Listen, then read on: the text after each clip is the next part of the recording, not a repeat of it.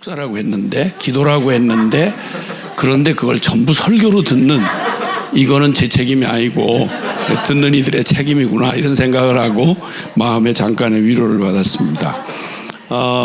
이 창립 예배를 이제 축하할 만한 이유를 생각해 볼 때, 주님의 은혜와 하나님의 능력을 나타내기에 아주 최적의 조건을 갖춘 그런 사람들이고, 그리고 그 때도 그렇고 그 사람도 그렇고 쓰임받은 사람도 그렇고 정말 다른 어떤 것보다 주님의 은혜를 드러내고 하나님의 능력을 나타내기에 가장 최적의 조건을 갖춘 교회가 드디어 이렇게 창립을 하고 하나님 앞에 예배를 드리게 되니, 주님이 은혜를 드러내시고 그분의 능력을 나타내는 일이 되니까 이건 충분히 축하하고 그리고 기릴 일이다, 이런 생각이 들었습니다. 키포스 처치가 생기기 위해서는 다윗의 열쇠라고 하는, 다윗의 열쇠 미니스트리라고 하는 다음 세대 청년들을 위한 사역이 먼저 전제가 되는데, 아마 만 6년을 지났다고 그러는데 한 7년쯤 돼서 시작할 무렵, 그때 이 다윗의 열쇠 사역이 시작이 될 때가 가장 주님의 은혜와 그분의 능력을 나타내기에 최적의 때였고 최적의 멤버였습니다. 왜냐하면 이미 아시겠지만 다음 세대 사역, 즉 청년 사역은 이미 캠퍼스에 세계 굴지의 단체들도 지금 아주 어려움을 겪고 있는 때입니다. 사역이 잘 가던 외적인 성장기를 지나서 이제는 완전히 하향기 정도가 아니라 바닥을 쳤다고 할 만큼 이제는 어렵다, 이렇게 말하는 청년 사역을, 그러니까 사역의 목표를 청년 사역으로 삼았다는 게 그 때에 맞지 않게 굉장히, 이건 사람의 계획이나 또 뭐 장사를 해도 때를 해야 되고, 뭐 고기를 잡으러 나가도 물 때를 알아야 되듯이 뭐가 될 때 해야 되는 건데, 이 자체 사역 자체가 어려운 때였고, 그 다음에 그 사역에 부름을 받았다고 하는 초기에 우리 그 모태신앙 몇몇이 있었는데, 그 몇몇이 도저히 다음 세대를 책임지는 건 그만둬 놓고 다음 세대 전체가 나서서 책임을 져주어야 될 사람들, 그런 사람들로 구성원이 이루어졌습니다. 그러니까 이거는 둘 중에 하나입니다. 하나는 코미디가 되든지 아니면 주의 은혜와 능력이 나타나든지. 그 중에 그래도 또 어차피 그 일을 맡는 누군가의 책임을 진 한 사람이 필요한데, 뭐 예의 김선교 선교사라고 이름부터 운명이 결정된, 그런데 이상하게 그 이름대로 잘 풀리지를 않는. 그래서 그때 당시에 선교지를 굳이, 이제 선교지에 이름이 선교사니까 방황 끝에 어쨌든 선교지를 가겠다고 갔는데, 그 어려운 결단을 하고 나간 길에서 그만 건강으로 강제로 끌려 들어와야 되는 그런 상황이었습니다. 아마 개인의 심정 안에서 가장 어려웠던 시간이 되었으리라고 생각하는데, 그 시간에 하나님이 그를 이 다윗의 열쇠 미니스트리라고 하는 이 사역을 맡겨지게 되는, 그러니까 크게 원해서 맡았다기보다는 그렇게 되는 시간으로 흘러갔습니다. 그러니까 둘 중에 하나입니다. 만약 그를 통해서 하나님이 뭔가 하실 수 있다면 그것은 그의 어떠함이 아니라 하나님의 은혜가 나타났고 주님의 능력이었다, 이걸 굳이 설명 안 해도 되도록 아주 최적의 그 선택받은 사람이었고, 그리고 가장 사람 편에서 보면 안 되는 때, 다 때가 지나가고 파장이 된 그때에 뒤늦게 거기서 장사하겠다고 털을 벌려놓는 것 같은 상황이었습니다. 그런데 세월이 이제 7년이 흘렀습니다. 그리고 재작년이죠. 재작년인가 2년 되는 때, 아시다시피 우리 모두가 그때도 역시 주의 은혜와 주님의 능력이 온전히 드러나기에 가장 맞는 때였습니다. 거기에 이제 멤버들이 다들, 젊은이들이 지나가는 시간이 격렬한 때입니다. 믿음을 해도 그냥 믿음을 써도 나이가 먹은 사람들은 그냥 체념 반, 운명 반 이렇게 해서 그냥 다른 선택이 없으니까 그냥 믿는 수밖에 없다 이렇게 그렇게 가야 되는 건데, 젊을 때는 별 능력은 없으면서도 고민이 많고 그리고 남는 게 육체의 에너지밖에 없어서 영적인 삶을 사는데 가장 어려운 때, 그런 때에 그 키플서치의 멤버들이 경험이 있나, 또 무슨 사역의 아이디어가 있나, 그리고 무슨 대단한 어떤 백그라운드가 있어서 누굴 지원해 주는 이런 거 전혀 없이 정말 알몸으로 청년들 몇 명이서 그냥 순종의 온 걸음이 KOD의 역사를 만들어 주었고, 그리고 그들의 섬김이 드디어 교회가 가장 어려운 때, 개척교회가 무수히 문을 닫는 때, 그리고 시작한 지 얼마 안 돼서 때를 골라도 그렇게 고를 수가 없도록, 그래서 코로나19 아마 현존하고 살아가는 사람들이 겪기에는 아마 최고의 아마 생애에 이런 팬데믹 상황은 사실은 없었습니다. 근데 그 팬데믹 상황이 전 세계를 뒤흔들고 그 중에 한국에서는 교회가 아주 직격탄을 맞았습니다. 말끝마다 교회발 코로나, 교회발 코로나, 지하철발은 없습니다. 한 주에 600만 명이 넘게 옮겨다니는 지하철발 코로나라는 얘기는 신문 어디를 눈을 까뒤집어 놓고 보아도 없습니다. 콘서트 5천 명이 모여도 거기서 코로나 걸렸다는 사람은 없습니다. 그러나 예배당은 가장 방역 수칙을 지키는 그런 공동체 중에, 대한민국의 공동체 중에 제일 방역 수칙을 가장 자발적이고 그리고 철저하게 지키는 교회를 집중적으로 물구나지는 때에 교회는 오합지졸처럼 우왕좌왕하는 때에 개척을 한다. 이건 때를 골라도 그렇게 고를 수가 없는, 주님의 은혜와 그분의 능력이 나타나는 때를 고르고 골라서 허락된 때였습니다. 그리고 대부분 개척을 하자마자 대부분의 기간은 지금까지 지속되고 있는 거의 1년 7, 8개월이 지나는 기간 동안 계속 협박과 공갈을 받으면서, 그리고 시작된 교회이기에 이 교회가 창립을 이렇게 제대로 할 수 있다라는 얘기만 해도, 그 자체만 해도 주님의 은혜와 하나님의 능력이 돋보이는 데에는 이보다 더 좋을 방법이 없습니다. 그래서 창립을 위해서 인테리어 공사를 한다는 얘기를 듣고 어떤 화려하고 중후하고 멋진 그런 작품이 나올까를 기대했는데 다 새까맣게 만들었어요.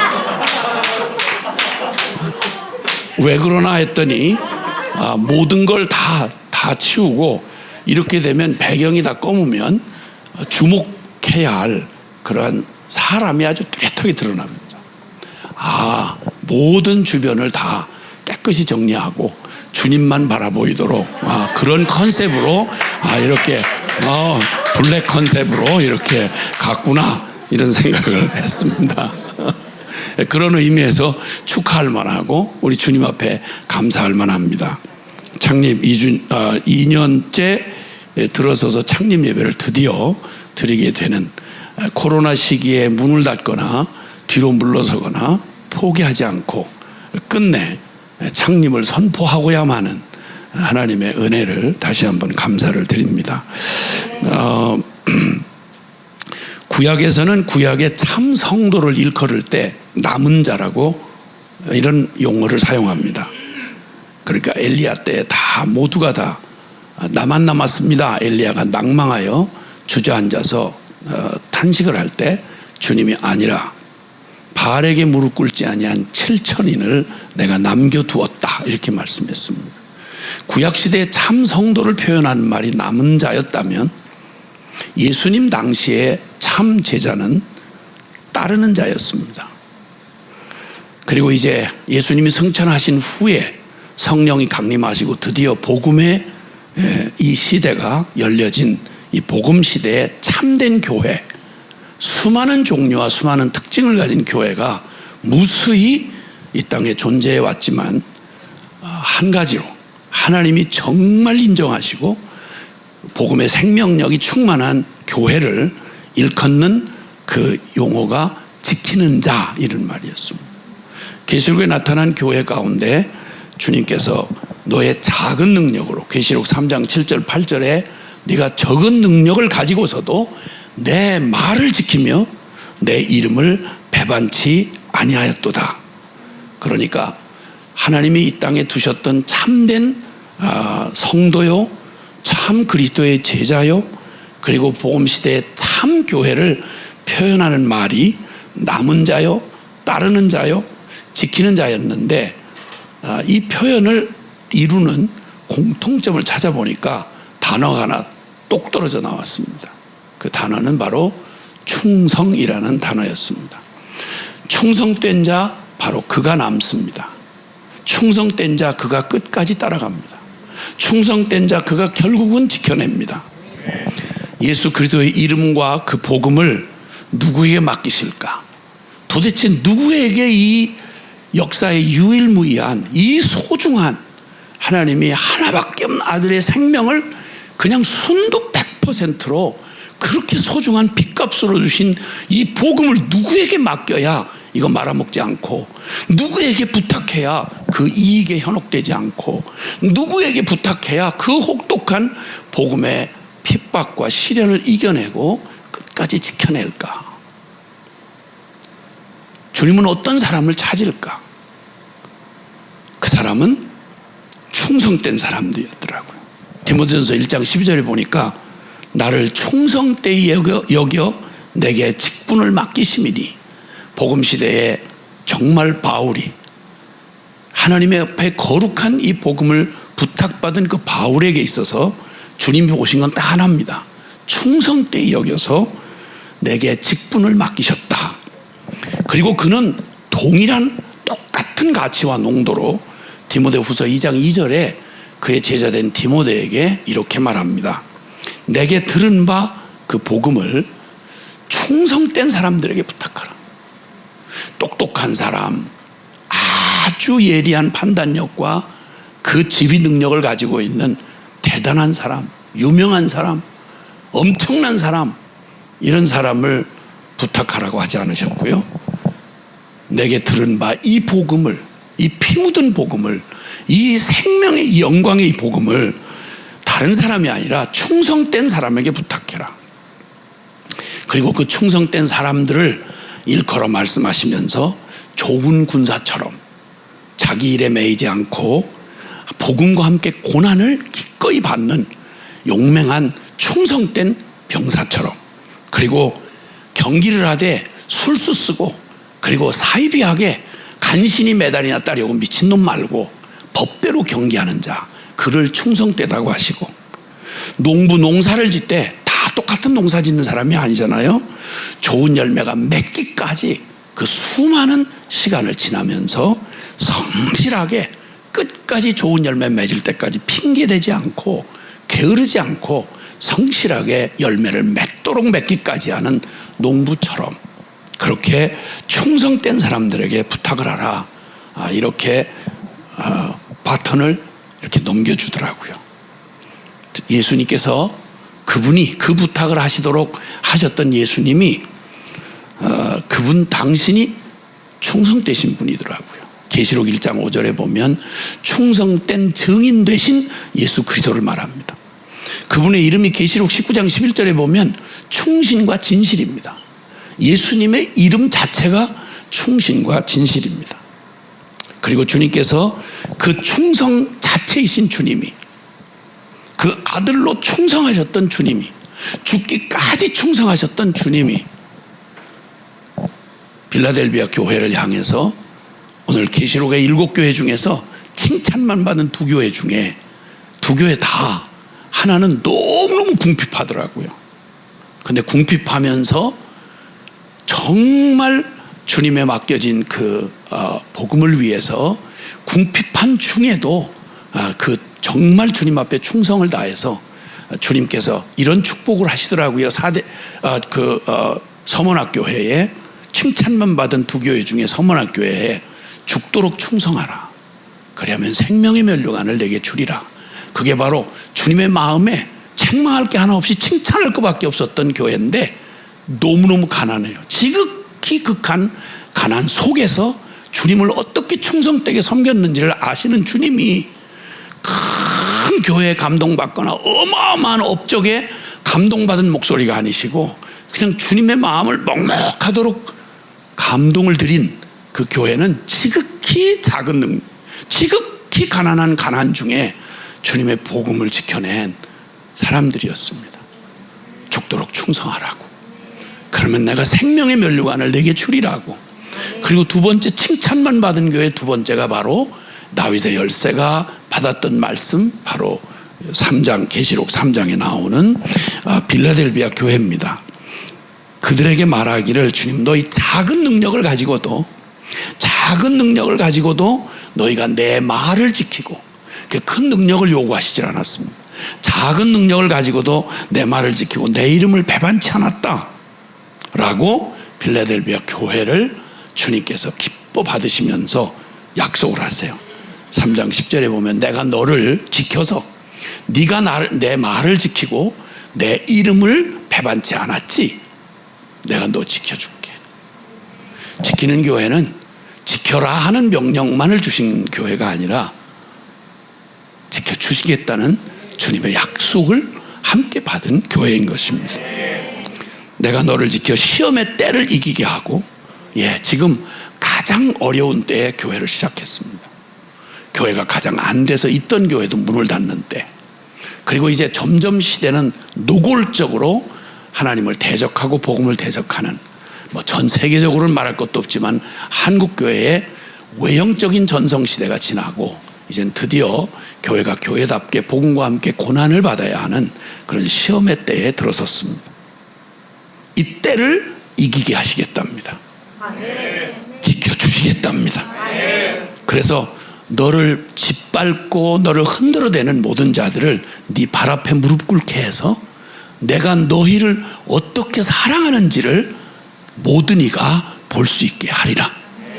지키는 교회에 사랑하는 모든 성도들은 놀라운 약속을 받았습니다. 내가 너희를 지켜서 모든 이 앞에 내가 너를 얼마나 사랑하는지를 모두가 알도록 내가 너희를 지켜줄 거야. 주님을 사랑하고 충성하는 사랑하는 주의 백성들, 오늘 기뻐처치의 모든 사랑하는 성도들, 축하를 해주러 오신 모든 분들, 오늘도 다른 방에서 또 예배를 드리며 또 이 방송으로 참여하는 모든 분들, 주님이 여러분에게 말씀하세요. 너 내 말을 지켰지? 물론 별거 아니에요. 내 믿음 하나 간신히 지키는, 내 작은, 아무것도 가질 수 없었던 내 작은 것 하나를 가지고 이까짓 게 뭐가 되나 싶은데, 그것에다가 온 마음을 다해서 사랑하는 주님을 향한 사랑을 가지고 그 작은 걸 네가 지켰지? 그럼 주님은 온 나라를 맡겨서 충성한 사람이나, 작은 한 가정을 맡겨서 충성한 사람이나, 수백만을 맡겨서 감당하게 한 사람이나, 한 영혼, 병들어 버려진 한 영혼, 소외된 한 영혼, 그 하나에게 한 게 나한테 한 거야, 이렇게 말씀하시는 그 주님의 그 사랑으로 네가 가진 것을 굳게 잡아서, 너 지금 누구도 부러워할 것 없어. 너가 바른 걸 선택했어. 내 말 지키고 내 이름을, 작은 능력으로 내 말을 지키고 내 이름을 배반치 않은 거, 너 정말 좋은 것 붙잡았어. 너 그거 굳게 잡아서 아무도 너에게 이미 준비된 내 면류관을 누구도 빼앗아가지 못하게 해라. 아무도 빼앗아가지 못하게 해라. 기뻐서 잔치는, 처치는 두리번거리지 말고, 흉내내지 말고, 주님께서 주어진 목, 작든 크든 주님이 맡기시면, 주님이 말씀하세요. 다윗의 열쇠를 가지신 예수 그리스도가, 열면 닫을 자가 없고 닫으면 열 자가 없는 그 하나님이 너희에게, 충성된 너희에게 내 앞에 열린 문을 두었다. 아무도 그 문을 닫을 자가 없다. 하나님이 열어놓으신 그 문을 누구도 못 닫는다. 그리고 너를 성전 기둥이 되게 할 거야. 거기에다가 네가 내 이름을 그렇게 소중히 생각하고 지켰지? 내가 너에게다가, 기뻐서 친 너에게다가 한 사람 한 사람의 심령 안에 주님이 하나님의 이름을 새겨주시고 새 예루살렘의 이름을 새겨주시고 그리고 가장 사랑하는 예수 그리스도의 이름을 그의 위에 기록하리라 라고 말씀하셨습니다. 충성된 사람에게, 충성된 사람에게, 충성된 사람에게. 설교 같지 않는 축사를 할 수 있음에 감사를 드리고 마치겠습니다. 창립 예배를 준비하면서 어떤 시간을 가지면 좋을까, 여러 가지 또 많은 분들이 오셔서 축하해 주시고 행사 같은 그런 모임이 되게 할까 고민하다가 저희가 가지고 있는 장점이라고 하면 저희가 갖고 있는 은혜, 하나님이 주신 은혜, 이 은혜가 나눠지는 시간이 되어야 되겠다 해서 특별한 스케줄보다는 동일하게 하나님 말씀 앞에 서고 그 말씀을 통해서 함께 은혜 받고 결단하는 시간으로 함께 서야 되겠다는 마음을 주셔서 오늘 함께 그 말씀을 좀 나누려고 합니다. 말씀해 주셨던 것처럼 현실적으로 보았을 때 교회가 개척되어지고 교회가 시작되어지기는 굉장히 어려운 시기입니다. 그러나 한 가지 믿기로는, 확신하기로는 가장 교회가 교회될 수 있는 순간이라고 저는 확신합니다. 옛날에는 교회가 사회적 역할이나 사회적으로 맡은 어떤 직분들, 여러 가지 영역에서 많은 이들에게 도움을 주고 혜택을 줄 수 있는 역할이었기 때문에 사람들은 자기가 필요로 할 땐 다 찾습니다. 그래서 교회가 필요로 했었고 사람들이 그 교회의 말이라면 껌뻑 넘어갈 정도로 굉장한 영향력을 행사하던 때가 분명히 있었던 건 맞습니다. 근데 이제 먹고 살만해지고 더 이상 교회의 도움이 없어도 충분히 살만해진 지금 사실 교회에서 뭔가 바라거나 기대할 만한 게 별로 없어졌고 그로 인해서 당연히 교회는 도태당하고 무시받는 시기가 되어졌다고 당연히 생각되어집니다. 어쩌면 지난 시간 동안 교회가 받았던 대우가 오히려 이상했던 것이었고 실제로 이제야 비로소 교회가 교회만이 줄 수 있는 것을 분명하게 세상을 향해 드러내고 나타내 보여줄 수 있는 시기가 왔다고 생각합니다. 교회만에게 허락하신 그리스도의 복음, 그 은혜가 교회를 통해서 온전히 흘러가게 되어지는 그 기적, 주님이 행하시는 그 기적을 간절히 또 보기를 소망합니다. 제가 교회를 개척했다라는 이야기를 듣고 나서 주변에 계신 분들이 가장 많이 해주셨던 말이 뭐였냐면 힘든 길 갈라 그러네, 힘들겠다, 쉽지 않겠네, 이런 이야기를 굉장히 많이 들었습니다. 뭔가 그 영역 개척한다, 주님 앞에 이제 말씀 앞에 헌신해서 뛰어든다라고 하는 말을 쓰면 되게 고생하는, 뭔가 되게 구질구질해 보이고 뭔가 되게 없어 보이는 것 같은 그런 삶을 살게 된다고 많은 사람들이 인식을 하는 모양입니다. 그래서 그런 얘기를 할 때 많은 주변에 계신 목사님들도 제 나이 또래의 사람들 중에서 개척을 하려고 하는 사람을 거의 본 적이 없다라고 얘기하실 정도로 요즘은 교회 개척이 굉장히 힘들다라고 하는 인식이 박혀있는 상황이었습니다. 시기가. 그래서 그 길 가면 왠지 뭔가 이렇게 좀 뭔가 없어 보이는 그런 구질구질한 정서가 괜히 배고프고 괜히 희한하게 먹었는데도 괜히 배고픈 그런 정서들이 막 있는 거예요. 그래서 아까 전에도 보셨겠지만 그 정말 이 교회를 축하하는 영상에 그 축복된 말들이 쏟아지는데 다른 데는 반응 안 하다가 햄버거 준다니까 막 와 이렇게 반응하는 거 보면은 다른 게 아니라 저 잘 먹었거든요. 방금 잘 먹었는데도 불구하고 뭔가 계속 배고프고 뭔가 이렇게 구질구질한 것 같은 느낌이, 그리고 그렇게 함께 저희가 이 간식을 세팅하고 준비하면서 정말 힘들었던 건 몸이 고단했던 게 아니라 이걸 집어 먹으려고 하는 욕구를 참으면서 세팅하는 이걸 인내하고 견디는 게 저희는 무엇보다 더 힘들었습니다. 그래서 한 지체가 이야기하더라고요. 광고를 좀 해달라고, 케이크를 드시되 한 입 정도는 남겨주시도록 저희가 정리하면서 나중에 먹을 수 있게 좀 광고 좀 해달라고 얘기해야 돼. 그렇다고 남기지 않으셔도 됩니다. 남기지 않으셔도 되는데 그런 이상한 약간 그런 정서 있잖아요. 뭔가 먹었는데도 또 배고프고 뭔가 이 길 가면 되게 뭔가 후질근하고 구질구질할 것 같은 그런 걸음일 거라고 생각하지만요, 걱정하지 않으셔도 되는 것은요, 이거 구질구질한데 내가 뭔가 주님을 위해서 해드려야 되니까 어쩔 수 없어서 가는 길이 아니라 영광스러워 가는 길입니다. 배가 고파도 영광스러워서 배고픈 거고, 배가 불러도 영광스러운 거고, 가난해도 비천해도 부요해도 상관없이 영광스럽기 때문에 가는 것이기 때문에 저희가 혹여라도 음식 앞에서 침을 흘리는 모습을 보더라도 안타까워하지 마세요. 저희는 영광스럽게 참고 있는 겁니다. 영광스럽게. 그렇기 때문에 전혀 그런 걸로 어려워하지 않으셔도 됩니다. 이 걸음을 걸은 지 횟수로 7년입니다. 해수 7년. 잠깐 이야기해 주셨지만 아무것도 보이지 않았습니다. 그리고 이 길을 시작할 때 아무것도 보이지 않는 길을 일부러 선택했습니다. 그럼 믿음이 좋아서가 아니라 믿음이 없어서 믿을 수밖에 없는 상황으로 저를 내던지지 않으면 안 믿을 게 뻔하고 뻘짓할 게 뻔했거든요, 제가. 그래서 정말 안정적이고 갈 수 있는 국제적인 단체가 있고, 그리고 어디서 생전 듣도 보도 못한 다윗의 열쇠라고 하는 이름, 그때 처음 제가 알았습니다. 다윗의 열쇠라는 게 성경에 있었구나라는 걸. 그리고 생전 제가 교회 교자도 잘 모르면서 그냥 워낙 이제 선교사 가정에서 태어나다 보니까 이사를 자주 다녀서 모교회도 딱히 없고 한 교회를 진득하게 섬겨본 적도 없는 제가 교회라고 하는 비전을 가지고 뭔가를 시작한다는 이건 너무 막연하고, 그때는 뭐 지금 와서야 주님이 이렇게 인도하셨구나를 설명할 수 있지만 아무것도 한 걸음을 어떻게 옮겨야 되는지조차도 알 수가 없는 상황이었습니다. 그리고 그때 당연히 그 권면을 처음 받았을 때 저는 당연히 노했습니다. 왜냐하면 보이는 게 없어서. 근데 그 길을 선택하기로 결정했을 때는 한 가지 이유 때문에 선택했습니다. 보이는 게 없어서. 보이는 게 없어서 믿을 게 주님밖에 없고, 그러시면 결국 주님, 뭔가가 이루어졌다면 하신 분은 주님이실 테니까 제가 믿음이 없어도 믿을 수밖에 없는 환경으로 뛰어들기로 결정했습니다. 그리고 한 걸음 한 걸음 걸어오던 과정 중에 뭐가 교회지? 그래서 지역교회도 가서 섬겨봤습니다. 교회 가서 간사로 섬겨보기도 하고 여러 교회를 다니면서 어떻게 하면 교회를 알 수 있을까 했지만 결국은 본질로 돌아올 수밖에 없었고, 교회는 다른 건물, 지역 교회도 교회이지만 정말 하나님 말씀하셨던 교회의 핵심은 한 사람 한 사람임을 주님이 가르쳐 주셨고, 그럼 그 한 사람을 성경에서 이야기한 온전한 교회로 세우자라고 하는 목표를 처음으로 첫 걸음으로 잡았습니다. 그래서 한 사람이 교회로 제대로 세워지는 건 무엇일까 봤더니 너희는 작은 능력을 가지고서도 내 말을 지켰다 라고 말씀하셨습니다. 그래서 말씀에 순종하는 것이 교회의 본분이구나.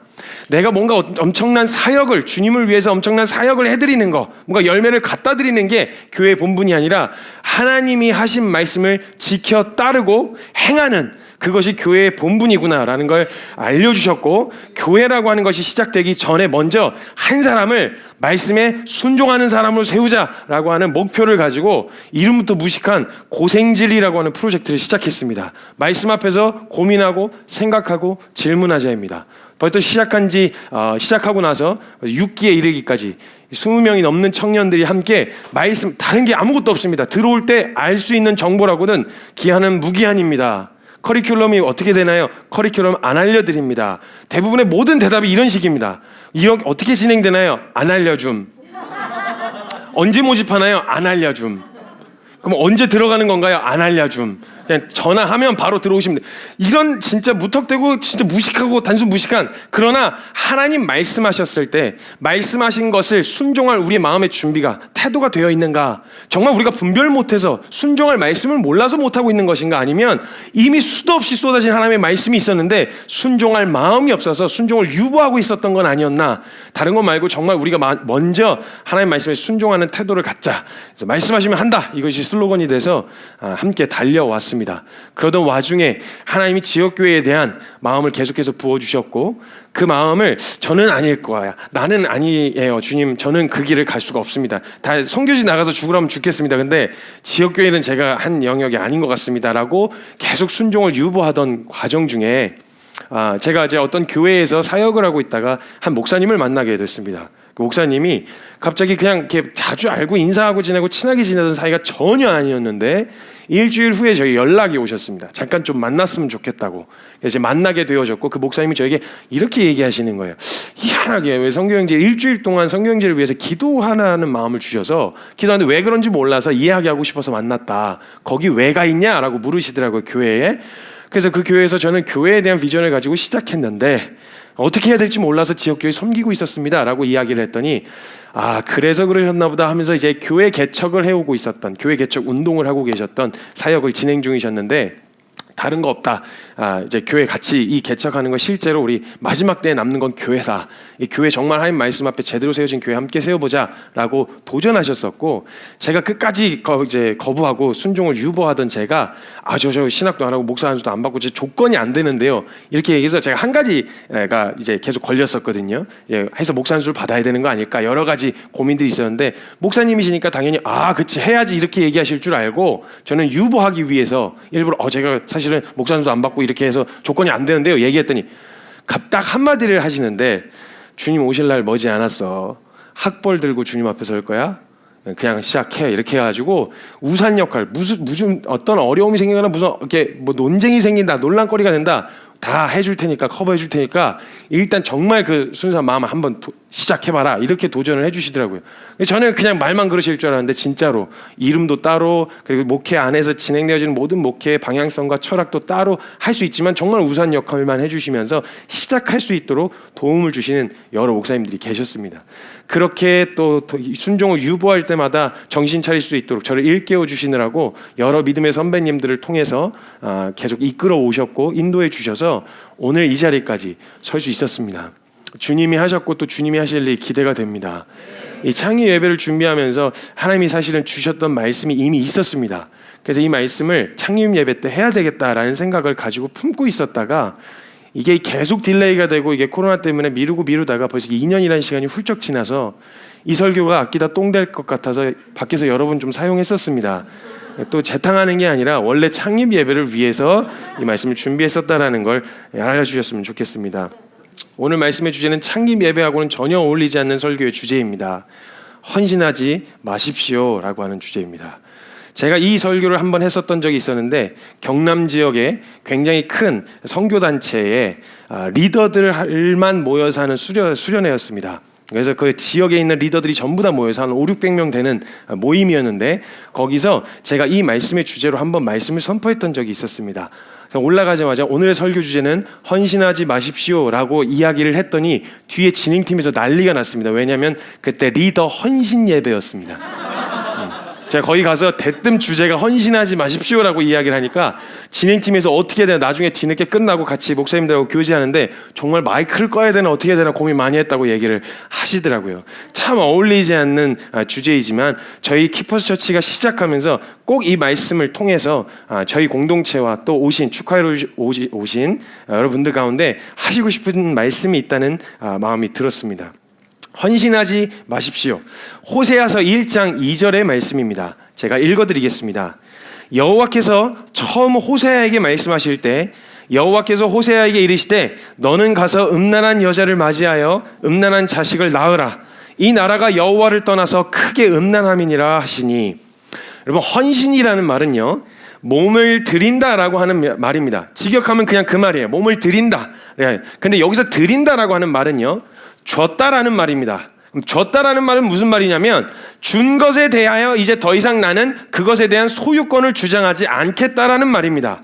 근데 만약 줘놓고서 계속해서 소유권을 주장하거나 그거 이렇게 해야 되는 거 아니야, 자꾸 간섭하려고 한다면 이건 줬다라는 것보다는 빌려줬다가 맞습니다. 그렇죠? 근데 지금 여기서 성경에서 말하는 헌신, 주님께 드린다라고 했을 때 이 표현은요, 드렸다입니다. 빌려드렸다가 아니라 드렸다입니다. 우리의 인생과 우리의 삶의 전부를 주님 앞에 드린다가 헌신의 의미입니다. 자, 이게 만약 헌신의 의미라면 우리가 흔히 보편적으로 사용하고 있었던 헌신이란 단어가 드렸다의 의미로 사용되어지고 있었습니까? 아니면 빌려드렸다의 의미로 사용되어지고 있었습니까? 우리가 되게 많이 사용합니다. 헌신 예배가 굉장히 많아요. 청년부 헌신 예배, 주차대 헌신 예배, 성가대 헌신 예배, 중고등부 헌신 예배, 교사 헌신 예배, 헌신 예배가 굉장히 많은데 그때 우리가 쓰여지던 그 헌신의 의미는 빌려줬다라는 말로 쓰여지고 있었나요? 아니면 정말 드렸다의 의미로 쓰여지고 있었나요? 만약 줘놓고서 계속해서 준 것에 대해서 소유권을 주장한다면 이건 빌려준 게 맞다라는 거예요. 그럼 우리가 헌신이란 말에서 쓰는 드린다, 주었다라는 말은 우리가 쓰던 주님 앞에 드립니다, 헌신합니다 라는 말은 빌려준다는 말의 의미일까요? 아니면 드렸다의 의미일까요? 줬다라고 하는 의미일까요? 그럼 헌신의 의미가 이런 거라면 우리가 흔히 쓰던 말의 의미 안에는 빌려줬다가 맞나요? 줬다가 맞나요? 헌신은요, 결정된 마음입니다. 헌신을 해놓고서 저 그렇게까지 일 줄은 몰랐는데요, 이런 것까지 기다리고 있는 줄 몰랐어요, 이렇게까지 해야 되는 줄은 몰랐어요 라는 말이 성립이 안 되는 게 헌신이란 말입니다. 그래서 저는 지금까지 만약 헌신하신 것이 있다면요, 다시 철회하실 수 있는 기회를 오늘 드리려고 합니다. 다시 한번 헌신의 의미를 되짚어 생각해 보시고 헌신을 하실 때 진짜 조심해야 되겠다, 이렇게 하면 안 되겠다라는 생각을 꼭 갖게 되어지시는 시간이 되시길 저는 간절히 바라는 마음입니다. 오늘 말씀을 듣고 나서 헌신하는 마음이 헌신하려고 할 때 막 두려워지고 야 잘못 들어가면 진짜 인생 거덜나겠구나라고 하는 생각이 찾아 들어오시면 제가 오늘 강의를 정말 잘한 겁니다. 저의 목표는 그겁니다. 헌신할 때 드린다라는 것과 드렸다의 의미가 헌신이라고 말씀드렸어요. 그러니까 더 이상 내가 어디로 어떻게 무엇을 이거에 대한 부분에 전혀 관여를 할 수 없습니다. 모르고 하는 게 헌신이에요. 그러나 무엇이든지 다 한다. 드린 그분께 내 모든 걸 드렸기 때문에 그분이 이야기하신 대로, 말씀하시는 대로 어디든 내가 느끼는 게 어떡하든지 상관없이 이끄소서 하는 태도가 바로 헌신이라는 말인 겁니다. 그래서 그 이후에 실제적인 영역들은 한번 들어보고 결정할게요, 이런 게 성립이 안 되고요. 이렇게까지 해야 되나요? 이런 의문도 성립이 안 되는 게 헌신입니다. 그러니까 결정한 대로 하나님 말씀하시면 합니다라는 게 헌신한 사람의 합당한 태도입니다. 우리가 이런 개념으로 쓰여지던 게 맞느냐는 거예요. 헌신이란 말을 썼을 때. 호세아라고 하는 선지자가 있습니다. 헌신 잘못했다가 거덜난 게 성경의 모든 인물들이었는데 유독 인생 탈탈 털린 한 사람을 소개시켜드리면서 헌신에 대한 두려움을 좀 심어드릴까 합니다. 그 중에 진짜 인생 완전 거덜난 한 인물이 있었는데 뭔가 대단한 사역 같지도 않은 사역을 하셨던 분이십니다. 그분은 이제 호세아라고 하는 선지자이십니다. 호세아 선지자가 있었는데요, 12개의 소선지서 중에서 첫 번째 등장하는 선지서입니다.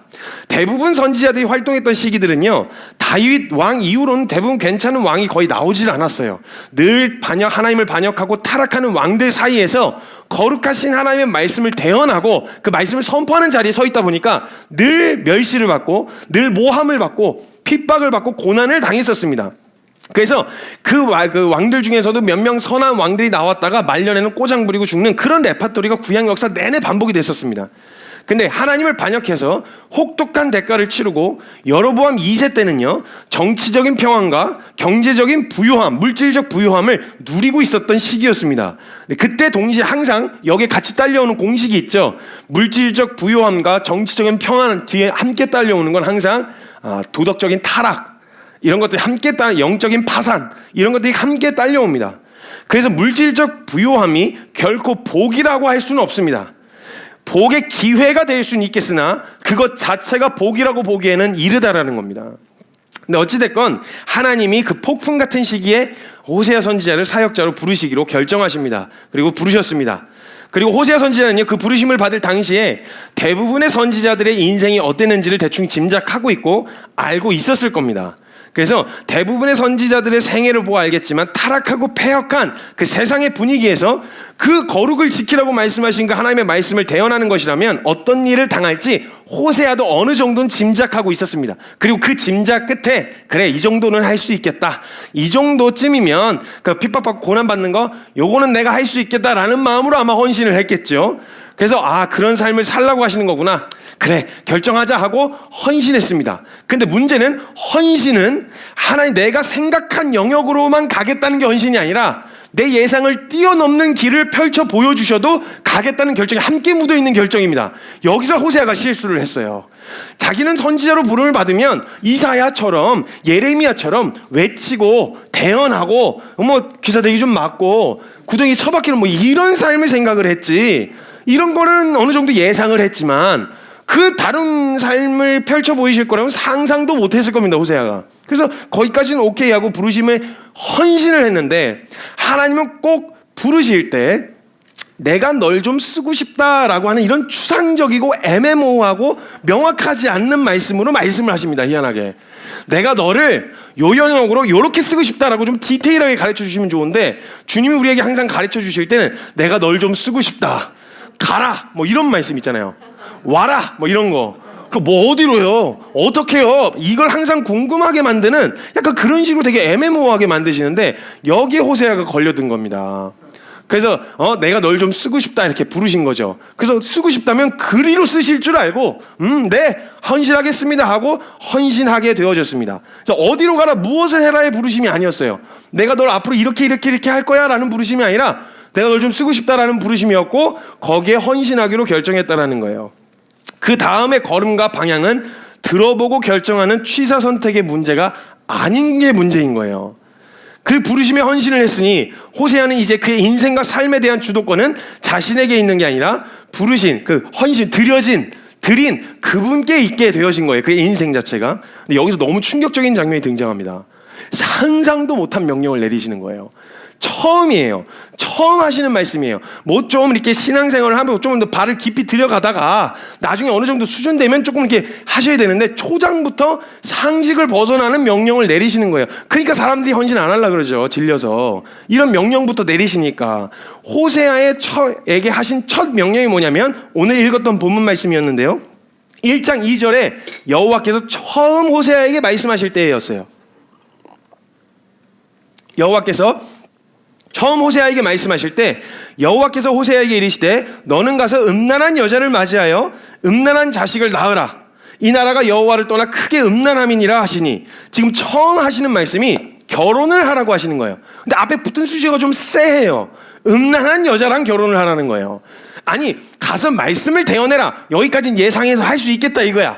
가서 내가 그 왕들 앞에서 사람들 앞에서 말씀을 선포해라. 여기까지는 할 수 있겠다 이거야. 근데 갑자기 대뜸 결혼을 하래요. 그것도 음란한 여자랑 결혼하래. 이거 왠지 느낌이 쎄한 거예요. 여러분 혹시 이렇게 주님이 결혼하라고 하시면 결혼하실 수 있으시겠어요?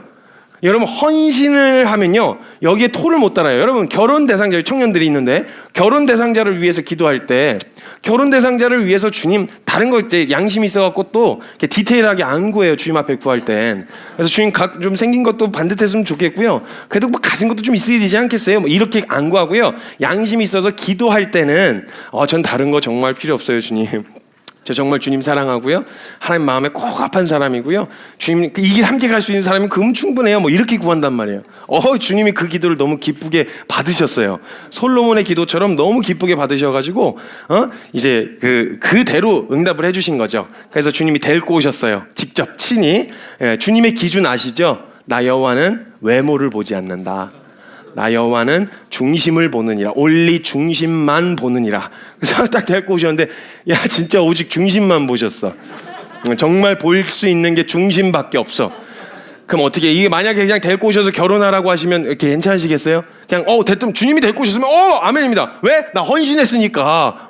주님이 말씀하시면 나 결혼합니다. 이렇게 하실 수 있으시겠어요? 이거부터 벌써 쉽지 않아요. 내가 고르고 이렇게 아니 솔로몬의 기도는 그거 구했더니 나머지는 같이 주셨잖아요. 그럴 줄 알고 나도 그렇게 기도했는데 왜 나는 중심만 보고 데리고 오신 거예요? 막 이런 생각이 막 찾아 들어오는 거죠. 그런 마음이 막 찾아 들어오면서 이야기하고 싶고 따지고 싶고 조건을 재고 싶은 마음이 들지 않겠어요? 근데요 헌신하면요 진짜 제대로 헌신하면요 못 따져요. 말씀하셔서 데리고 오셨다 결혼하라고 하셨다 그럼 그냥 해야 돼요. 이게 헌신이에요. 이게 성경에서 말했던 헌신이에요. 여러분 헌신하지 마십시오. 헌신 진짜 잘못하면 인생 거덜납니다. 진짜로 결혼 대상자를 하나님이 직접 골라주시면 마음이 어떻겠냐는 그냥 아무것도 묻고 따지지도 않고 하실 수 있겠냐는 거죠. 아니 또 그렇게 될 가능성이 앞으로 결혼할 가능성이 보이지 않는다. 뭐 그렇게라도 결혼할 수만 있다면 한다. 뭐 이런 마음이 아니고서는 대부분의 경우에는 이걸 그대로 받아들이고 납득하기란 쉽지 않을 거라는 거예요. 이것저것 따지지 않고 주님이 짝지어 주셨다 하면 괜찮냐는 거죠. 호세아도 사람이에요 여러분. 사람, 실제 존재했던 사람이었다고요. 헌신 초장부터 그냥 확 찔려버리는 거예요.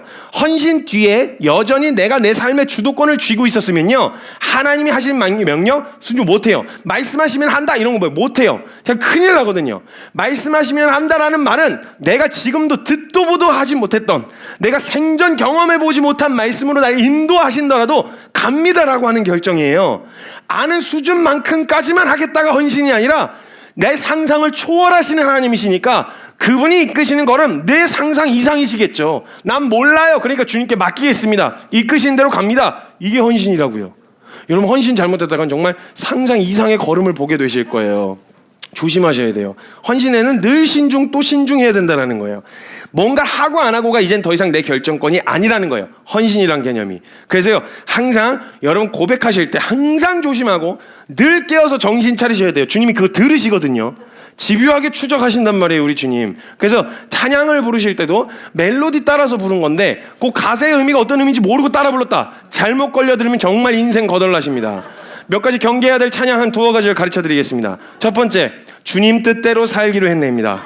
그 찬양 조심하셔야 돼요. 주님 뜻대로 살기로 했네, 주님 뜻대로 살기로 했네, 뒤돌아서지 않겠네. 2절 위험합니다. 세상 등지고 십자가 보내. 세상 등지고 십자가, 더 깊이 들어가는 거예요. 근데 모르고 은혜 받아가지고 그걸 막 줄줄이 따라 부른단 말이에요. 전 심장이 쿵쾅거려요, 여러분. 그런 거 막 강하게 따라 부르실 때. 세상 등지고 십자가 보내. 3절 더 위험합니다. 이 세상 사람 날 몰라줘도 이 세상 사람 날 몰라줘도 뒤돌아서지 않겠네. 이거 여러분 정말 무서운 거예요. 그리고 정말 제일 여러 가지 찬양들 위험한 찬양 많은데 그 중에 제일 조심해야 되는 제1 경계 대상 1의 찬양이 있습니다. 뭐냐면 주님 말씀하시면이라는 찬양이에요. 주님 말씀하시면 내가 나아가리다. 주님 뜻이 아니면 내가 멈춰서리다. 나의 가고 서는 것 주님 뜻, 오 주님, 이거 정말 조심하셔야 돼요. 그래서 항상 이 찬양 멜로디가 흘러나온다. 정신 바짝 차리세요. 그리고 자신 없으시면 이 찬양을 다 가사를 다 따라 부르지 마시고 허밍으로 부르세요. 주님 내가 주님 그리고 주님이 야 너 그때 그 찬양 불렀잖아. 아니요 나 안 불렀어요. 주님 이렇게 할 말이 있잖아요. 제가 전 그렇게까지 할 마음이 없습니다라고 말할 명분이 있잖아요. 그냥 항상 여지를 남겨놓으셔야 된단 말이에요. 헌신 잘못했다 정말 인생 거덜나시기 때문에 미리 말씀드리는 겁니다. 조심하셔야 돼요. 찬양 정말 창립 예배 분위기를 점점 심각하게 만들고 있는데 지금 주님이 말씀하시기를 음란한 여자를 아내로 맞이하라고 하시는 거예요. 이 명령 순종하실 수 있으시겠어요? 형제님들께 물을게요. 형제님들 만약에 여러분 헌신하셨어요. 결혼을 하는데 음란한 여자랑 결혼하래요. 이게 무슨 말이냐면 음란한 여자랑 결혼했으니까 알고 결혼했으니까 음란하다고 버릴 수가 없는 거예요. 율법의 근거상 이혼할 수 있는 근거가 딱 하나 있었는데 음행을 저지르면이에요. 근데 그 근거로는 이제 이혼을 할 수 없어요. 버릴 수가 없는 거예요. 음란한 거 알고 결혼했기 때문에. 형제님들 괜찮으시겠어요? 이걸 듣는데 또 여기서 약간 이런 생각을 갖고 계시면 이거는 맞아야 돼요. 이건 아주 불순한 생각이에요. 지금 여기 성경에서 이야기하는 제시는 무슨 제시를 하는 거냐면 같이 음란해도 된다는 말을 하는 게 아니라 음란한 여자를 끼고 살면서 선지자로서의 거룩을 유지하라는 거예요. 이게 얼마나 치열하신지 여러분 삶의 현장에서 아시잖아요. 여러분이 거룩을 유지한 채 음란과 정욕에 난무하는 그 한복판에서 거룩을 유지하려면서 살려고 하시는 게 얼마나 치열하고 어려우신지 여러분이 아시잖아요. 지금 그 삶을 선택하라는 거예요. 음란한 여자를 끼고 사는데 선지자로서의 거룩은 유지하는 이 삶을 살라고 하는데 이걸 어떻게 하실 수 있겠냐는 거예요. 이게 쉽지 않다라는 거예요. 차라리 내가 너에게 일러준 내용을 고스란히 가서 똑같이 전해라 라고 말씀하시면 편한데 하나님께서는요 선지자들에게 환상을 보여주시면서 대언해야 될 메시지를 주실 때요 하나님 절대 선지자들에게 메시지 내용만 주시지 않으셨어요. 그 내용을 전해야 되는 선지자들에게 항상 그들의 메시지를 전할 선지자들의 삶을 메시지로 만드셨어요. 그 작업을 항상 하셨어요.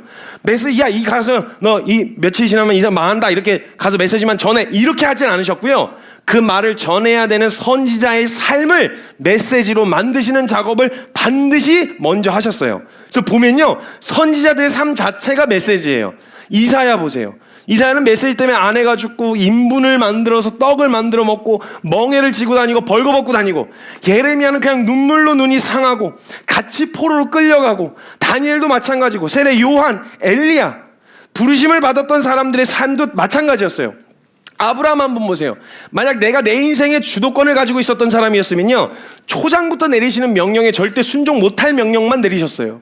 너 본토 친척 아비집 떠나서 내가 너에게 지시할 땅으로 가라. 이 말은요 무슨 말과 같으냐면요, 그때 당시에는 여러분 오늘 창립예배 끝나고 집으로 돌아가셔서 짐 싸서 지금 바로 아프리카로 출국하시면 되겠습니다. 요 말인 거예요. 이거 가능하시겠어요? 지금 이때 당시에 그 본토 친척 아비집을 떠나서 치안도 뭣도 아무것도 없는 그 현장으로 뛰어들라고, 어디로 가야 될지 루트도 정확하게 다 알려주신 것도 아니야. 앞으로 내가 그때마다 지시해 주겠다는 거예요. 근데 지금 그 부르심에 순종하라고 하는 명령은 마치 저와 여러분이 집에 돌아가서 짐 싸가지고 오늘 당장 아프리카로 출국하는 거랑 똑같다는 거예요. 이런 농도로 만약 헌신 제대로 안 했으면 이 명령 받자마자 왜요? 왜 내가 해요? 아니 그렇게까지 할 줄 몰랐지. 헌신의 의미가 그런 의미인지 몰랐지. 이 말부터 번져 튀어나올 거란 말이에요. 근데 헌신한 사람들은 이 명령에 순종할 수밖에 없었어요. 아브람, 그래서 그거 본토 친척 아비집을 떠나서 지시할 땅으로 움직이게 되어져요. 모세는요 그렇게 안 한다고 버티는데 그렇게 안 하겠다고 버티는 모세를 갖다가 그렇게 막 화를 내시고 막 별 난리를 쳐가지고 결국은 헌신시키신 다음에 그 다음에 제일 먼저 명령하신 게 자신 없다, 나 말 잘 못한다, 이렇게 자신감 떨어진 모세에게 제일 먼저 시키신 게 바로한테 가라고 하셨어요. 이거 만약에 내가 안 간다고 했잖아요. 그러니까 내가 못한다고 했잖아요. 이 말 벌써 튀어나올 거란 말이에요. 근데 헌신한 사람은 절대 그 말에 토를 달 수가 없다라는 거예요. 나머지 제자들도 마찬가지였어요. 그물과 배를 버려두고 가족을 버려두고 주님을 따르라, 동일한 명령이었다라는 거예요. 만약 인생 자신의 주도권이 0.1%라도 자신에게 있었다면 결코 순종할 수 없는 자리에 먼저 세우셨다는 거예요. 시작부터요. 헌신하면 약간 아까 말씀드렸던 것처럼 구질구질하게 살 것 같은 두려움이 있는 거예요. 호세아도 마찬가지였어요. 자신의 생각으로서는 절대 불가능한 거, 선지자로서 산다고 하면 이렇게 살아야 되는 거 아니야? 기준이 있었거든요. 선지자는 이런 삶을 살아야 되는 거 아니야? 생각이 있었거든요. 그런데 그 생각을 다 뛰어넘는 완전 초월하는 명령을 지금 내리시는 거예요. 상식 밖에. 근데 다른 옵션이 없어요. 순종해야죠. 왜? 헌신했으니까. 헌신하면 무조건 해야 돼요. 이것저것 따질 수가 없다라는 거예요. 혹시나 했는데 역시나 만났죠. 와우, 굉장히 센 언니인 거예요. 이 고멜 자매님이 굉장히 센 언니예요. 처음부터 와가지고 올블랙으로, 그때 양가죽 올블랙 스타일을 하고 시커멓게 칠하고 처음에 딱 만났다고 하면 상상을 해보세요. 그 순진무구한 여자 처음 만나보는 선지자가 지팡이 하나 들고 이렇게 해갖고 처음 만나는데 그 처음 만난 그 장면을 한번 상상해 보시라는 거예요. 얼마나 민망하고 얼마나 막 와갖고 호구조사할 거 아니에요. 그 이제 고멜 센 언니가 와갖고 막 호세아한테, 순진한 선지자한테 호구조사하면서 이게 행색 보니까 별거 뭐 없어 보여. 그래서 오빠 낙타 있어? 뭐 이러면서 이제 막 이런 거 묻고, 그때는 이동수단이 낙타였을 테니까 오빠 낙타 있어 이러면서 막 호구조사하고 막 이렇게 하는데 호세아가 뭐 어쩔 줄 모르고 막 당황하고, 이런 세속적인 기준과 가치관으로 살아본 적이 없는 이 호세아가 이 당혹스러운 질문 앞에서 어떻게 해야 될지를 잘 모르겠는 거예요. 호세아가 쎄했어요. 느낌이 쎄했어요. 근데 돌아설 여지가 없어요. 왜? 헌신했잖아요. 결혼해야 되는 거예요. 결혼식 상상해 보세요. 여러분 정말 어울리지 않는 그 결혼식. 호세아 친구들은 또 어떤 친구들이겠어요? 다 순진무구한 교회 친구들일 거 아니에요. 하고 다들 와가지고 호세아가 결혼한대 이러고 와가지고 왔는데, 그 고멜 측 친구들은 막 다 센 언니들, 막 센 친구들 와가지고 엄청 잘 놀고 막 같이 나와서 사진 찍읍시다 그러면 막 사진 찍으니까 막 앞에서 막 와 이래서 막 엄청 잘 나오는데 헌신자 친구들은 막 어떻게 해야 될지 모르고 막 뻘쭘해 서 있는 그 어울리지 않는 그룹이요. 이 어울리지 않는 이 두 그룹에, 그리고 첫날 밤 한번 생각해보세요. 첫날 밤을 도대체 호세아 어떻게 어쩔 줄 몰라 하는 호세아와 그 저돌적이고 도발적인 고멜 자매님께서 아무튼 무서운 일이 벌어졌을 거예요. 그리고 무서운 일이 벌어졌는데 그 이후로부터 살아가는 삶의 방식이 워낙 다르잖아요. 호세아와 고멜 사이에서 이렇게 살아가는 삶의 방식이 너무 다른 거예요. 그래서 막 다가와서 좀 놀자고 막 불러오면은 막 기도하자는 줄 알고 같이 기도하고 가정 예배 드리자 막 이러고 너무 재미가 없는 거예요, 고멜이. 그래서 아침에 일어나면 막 묵상하고 아침 예배 드리고 있고 막 이러니까 너무 재미가 없고, 호세아도 이 상황이 굉장히 당혹스러웠을 거예요. 언제 쓰시지? 주님이 날 언제 사용하실라 그러지? 이런 생각이 찾아 들어왔을 거란 말이에요. 근데 그렇게 뭔가 사역도 아닌 것 같은 일을 맡겨놓으시고 그 일상을 살아가는 삶 가운데서 속절없이 시간이 지나가고 있는 동안에 고멜은 점점 흥미를 잃어가고 밖으로 나돌기 시작합니다. 그 음란한 여자가 밖으로 나돌기 시작합니다. 그리고 나서 어느 날 들어왔는데 배가 점점 불러오는 거예요. 배가 점점 불러와서 보는데 이제 잘 먹어갖고 살이 좀 찌나 보다 싶어서 봤는데 이건 살이 찌는 정도의 수준을 넘어선 배가 불러오기 시작한 거예요. 임신을 해갖고 들어온 거예요, 고멜이. 성경에 보면요, 넌 음란한 여자를 맞이하여 음란한 자식을 낳으라 라고 한국어 성경에 그렇게 적혀 있어서 사람들은 고멜과 호세아 사이의 아이라고 생각하는 경우가 있습니다. 근데 히브리어 원어에 보면 취하다라고 하는 단어가 딱 한 번 등장합니다. 음란한 여자와 음란한 자식을 취하라예요. 이미 있는 자식을 취하라는 거죠. 무슨 말이냐면 입양하라는 말입니다. 그러니까 호세아 자식 아니라는 거예요. 음란한 그 고멜의 그 여자가 임신을 해갖고 들어옵니다. 자, 이 상태로 들어왔어요. 이게 내 씨가 아니라 남의 자식이에요. 호세아가 이게 확인이 됐습니다. 아무리 헌신했지만, 아무리 내가 주님 앞에 헌신했지만 이거는 사람이 할 도리가 아닌 거예요. 그 입장에서 와 씨가 아니다 싶어갖고 너무 화가 나는데, 자 우리 형제님들 본인들이 지금 호세아 입장이 됐다고 생각해서 봤을 때 지금 이 임신해갖고 들어온 이 고멜 용서하실 수 있으시겠어요? 괜찮으시겠어요? 그 다른 씨를 받아 갖고 와서 야 우리 내가 잘 키워줄게 뭐 이렇게 넓은 마음으로 넓은 아량으로 해주실 수 있으시겠어요? 이거 벌써 처음부터 못해요. 이거 할 수 있는 사람 많지 않아요. 쉽지 않단 말이에요. 속에서 얼마나 막 끌어오르겠어요. 막 그냥 이 분노와 이 어려움이 막 치밀어 오르는 거예요. 근데 주님은 1절 말씀이 없으세요. 이거에 대해서 어떻게 알아 이런 말씀 없으시고 기껏 등장하셔서 뭐 하시냐면 이름 지어주고 가세요. 그 아이들 이름 지어주고 가세요. 그 바쁘신 주님이 등장하셔가지고 이름을 지어주고 가세요. 그래갖고 애를 셋을 낳는데 이름을 다 지어주시는데 이름을 보통 어떤 식으로 지으시냐면 호세아 호시라고 하면 호음란, 호반역, 호타락 뭐 이런 식으로 이름을 지어주시는 거예요. 하나님이. 첫 번째 아이를 임신해갖고 들어왔어요. 저는 처음이어도 이 정도 못할 것 같아요. 못 견딜 것 같아요. 처음이어도. 그냥 막 눈을 찌르든지 뭘 하든지 막 그냥 뒤집어 엎든지 해야지 이거 그냥 못 넘어갈 거였단 말이에요. 근데 호세아는 달리 방법이 없었어요. 왜? 헌신했으니까. 그만하란 말씀이 없으신 거예요. 여러분 한 명 명령이 떨어졌을 때요. 그만하란 명령이 없으시면 그만하라고 하실 때까지 하는 거예요. 근데 그만 멈추라란 말씀이 없는 거예요. 헌신했으니까. 여러분 헌신하면 큰일 납니다. 인생 거덜나요. 조심하셔야 돼요. 이때도 반응을 못해요. 그리고 그 이름을 지어주세요. 첫 번째 아들 이름을 이스르엘이라고 지어주세요. 하나님께서 심으셨다라는 의미를 갖고 있는데 결국 문맥의 전체를 보면 이스라엘의 화를 꺾으신다라고 하는 의미를 담고 있습니다. 첫 번째 아이를 임신했어요. 오케이, 여기까지는 오케이. 성자급이에요. 여기까지는 오케이. 품어줬다 칩시다. 그래갖고 아이를 받아서 깨끗하게 씻기고 미역국 해갖고 산후조리도 해주고 다 해줬어요. 여기까지는 오케이. 한 번 했습니다. 근데 갑자기 또 몸을 좀 추스리더니 그때부터 또 밖으로 나돌기 시작하는 거예요. 그러니 둘째를 임신해갖고 들어왔습니다. 또 남의 자식이에요. 자, 첫 번째까지는 어떻게 용서했다 쳐요. 근데 사람이요, 우리도 재밌는 게요, 용서는요, 그 잘못에 대한 용서로 끝이 나야 되는데요, 우린 용서를 하고 나서 용서의 이후에 그 사람에 대한 어떤 용서에 합당한 반응을 기다려요. 그래서 반응이 나타나지 않으면 야 엄마 내가 어떻게 용서했는데 너 이런 식으로 반응해 이렇게 또 이렇게 뒤끝 장렬해요. 뒤에 그렇게 계속 묻어나잖아요. 호세아는 정말 용서했어요. 용서하고 그 영역에 있어서 완전히 더 이상 묻지 않기로 했는데 둘째를 임신해갖고 들어온 거예요. 여기까지 아무리 참았다고 해도 두 번째라고 하면 이런 마음이 문득 찾아 들어올 거예요. 야, 넌 진짜 사람 새끼 아니다. 너 진짜 어떻게 야, 너 지금 내가 첫 번째 그렇게 받아주고 넘어갔는데 너 어떻게 이러지? 넌 진짜 너 사람이 아니다. 너 어떻게 이럴 수 있냐? 이거 두 번째까지 참으실 수 있는 분? 혹시 첫 번째 참았다고 하더라도 두 번째 용납하실 수 있는 분? 못하겠죠?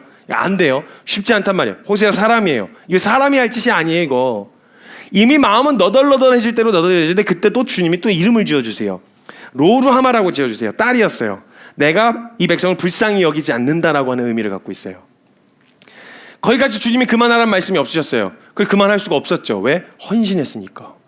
그래서 둘째를 받아서 깨끗이 씻기고 또 산후조리를 해줬어요. 그러더니 몸을 추스리더니 또 밖으로 나돌아다니기 시작하더니 셋째를 임신해갖고 들어온 거예요. 여기까지 어떻게든 그래 인간의 최상급이라도 여기까지 어떻게든 참았다고 하더라도 요 세 번째까지라고 하면요, 여기를 참을 수 있는 사람 주변 모두가 다 만류할 거예요. 야, 너 할 만큼 했어.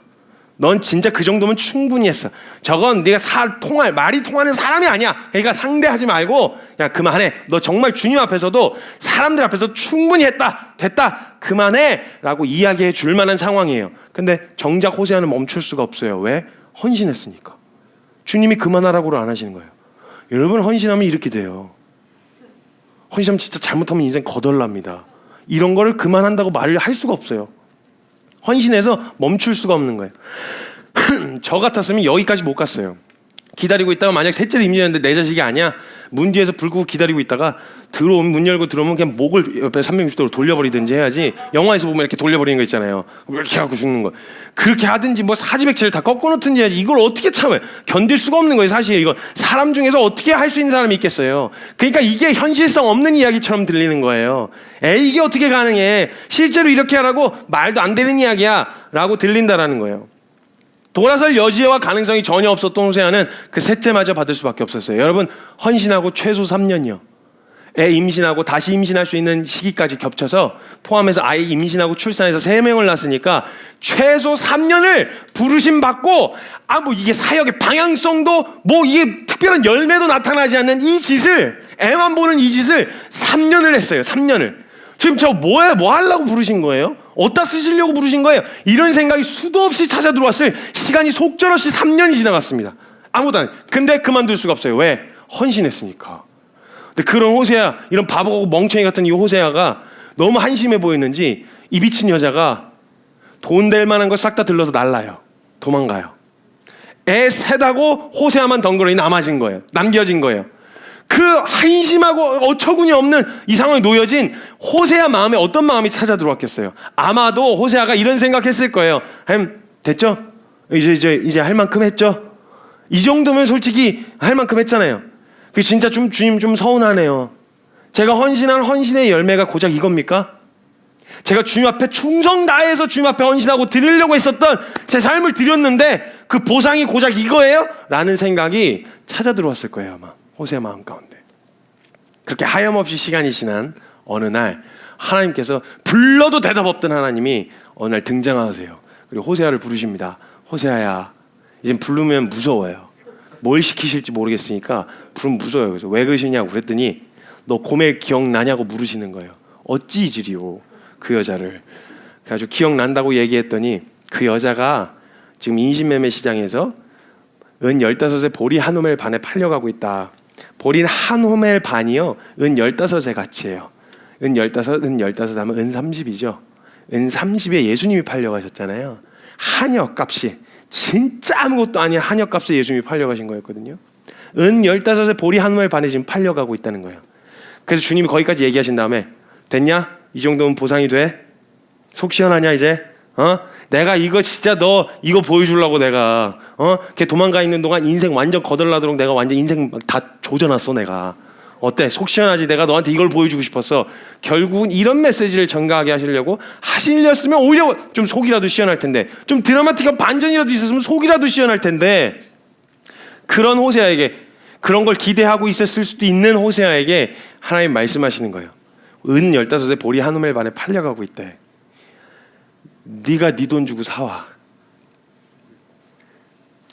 여러분 이거 하실 수 있으시겠어요? 가서 놀리라 그러면 얼마든지 저는 할 수 있어요. 가서 차라리 어떤 사람들은 그냥 안 보겠다 이렇게 하실 수 있지만 저는 가서 놀리는 거 가능해요. 너 그럴 줄 알았어 마.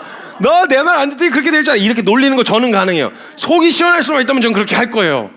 근데 지금 그런 호세아에게 놀리라는 명령도 아니고, 가서 뭐 어떻게 잘 됐다고 뭐 손가락질 하라는 명령도 아니고, 네 돈 주고 다시 사오라는 명령을 지금 하시는 거예요. 이 말도 안 되는. 이러니까 성경이 현실성 없죠. 근데 여러분 이거 실제예요, 사실이란 말이에요. 우린 성경을 믿는 사람들이니까. 호세아 사람이고요. 헌신 잘못하면 이렇게 된다니까요. 조심하셔야 돼요. 헌신하지 마십시오. 큰일 납니다. 다른 가능성이, 다른 옵션이 없었던 호세아가 은 15 뭐 돈 쌓아놓고 사는 사람이겠어요? 털어가지고 은 15에 보리 한 호멜 반 들고 인신매매 시장으로 가요. 호세아 손에 살 수 있었단 말은 뭐냐면 아무도 고멜 안 샀다는 거예요. 가격을 경매를 붙여가지고 건강하고 쓸모 있는 사람들은 다 돈 올려가지고 팔 텐데 아무도 마지막까지 사는 사람이 없어서 그 가난한 선지자 손에서 살 수 있었다라는 거예요. 은 15에 보리 한 호멜 반에 샀어요. 그 산 여자를 완전히 걸레짝처럼 너덜너덜해진 여자를 데리고 돌아가는 길인데, 와, 그 얼마나 가슴이, 호세아 마음이 얼마나 막 찢어지고 화는 화대로 나고, 이게 도대체 헌신하고 나서 이렇게 이런 꼬라지로 살아야 되나 싶은 생각이 찾아 들어오지 않았겠어요? 그런 호세아의 마음을 이해 공감 전혀 못 하시는 듯이 하나님이 한 가지 명령을 더 내리세요. 뭐라고 이야기하시냐면, 호세아야, 그 여자를 거친 들로 데리고 가서 사랑한다고 고백해라. 예이. 이게 진짜 이거 만약에 여러분 실제로 한번 들었던 명령이라고 한번 생각해 보세요. 이 정도까지 저는 써놓고 읽으라고 해도 못 읽을 것 같아요. 사랑한다 이렇게 써놓고 눈은 절대 얼굴은 못 보겠어. 얼굴 보면 확 찔러버릴 것 같아서 얼굴은 못 보고 글로 써서 말씀하셨으니까 순종을 해야 되겠어. 읽으라고 해도 전 못 읽을 것 같아요. 사형에 처한다 이러면서 막 그냥 막 죽이고 이런 마음이 막 찾아 들어올 것 같은 거죠. 사랑한다는 말을 그 얼굴에다 대고 어떻게 뱉어요? 그 말의 의미를 알고 있는데 그걸 어떻게 뱉냐고요. 못 뱉는, 이걸 어떻게 뱉을 수 있겠어요? 근데 호세아는 다른 길이 없어요. 왜? 헌신했으니까. 자기 인생의 주도권이 자신에게 있지 않아요. 말씀하시면 해야 돼요. 그 여자를 거친 들로 데리고 가요. 그리고 이야기를 해요.